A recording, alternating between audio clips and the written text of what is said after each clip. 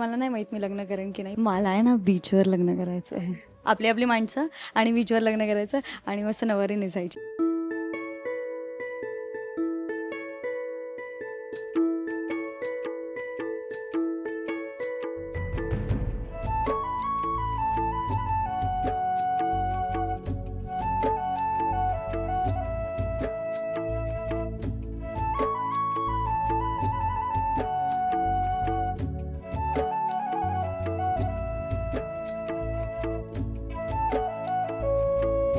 लग्नासाठी आसावरी कशी तयार झाली आहे तुम्ही सगळ्यांनी बघितलं. पण आता तिला कसं वाटतंय, कारण का काय एक धाकधूक असते लग्न होणार म्हणजे.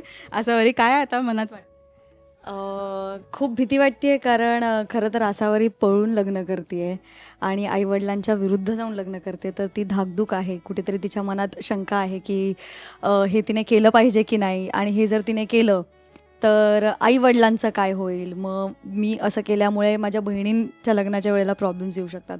सो असे खूप थॉट्स आहेत.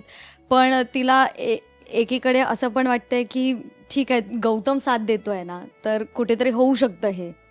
पण भीती आहे तिला अजूनही खूप भीती आहे. होकार जरी दिला असला तरी भीती आहे तिला.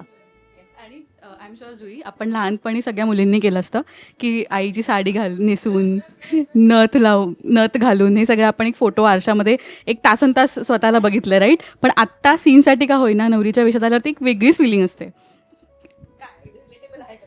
नटायला मिळाल्यावर कुठल्याही मुलीला खूपच छान वाटतं आणि मलाही तसंच आहे. म्हणजे मी अरे ऐसा करते वैसा करते, ये करेंगे वो करेंगे, असं सगळं मज्जा येते मला नटायला. त्या ज्वेलरी काय, साडी कोणत्या रंगाची, हे सगळं इतकं मजेदार किस्सा असतो ना हा. तर आईचं जसं केलेलं आहे, आईची साडी नाही ॲक्च्युली ओढणी.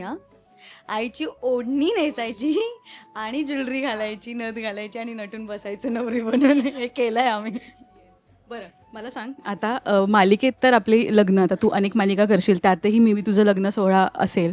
बट ओरिजिनली जुईला कसं लग्न सोहळा हवा आहे? साधा सिंपल हवा आहे की नाही यार ग्रँडच झाला पाहिजे? आपल्या प्रत्येकाचे ड्रीम्स असतात लग्नाला. हां, म्हणजे मला नाही माहीत मी लग्न करेन की नाही. पण हां, म्हणजे मला नाही माहीत करेन की नाही, इतक्यात तरी नाहीच. बट मला आहे ना बीचवर लग्न करायचं आहे. That is my dream. आणि छोटूसं, फार काय एकदम ग्रँड असं काही नाही. आपली आपली माणसं आणि बीचवर लग्न करायचं आणि मस्त नवारी नेसायची. बा सिम्पल, दॅट्स इट. काही तामझाम नको, माणसांचा तर अजिबात नको.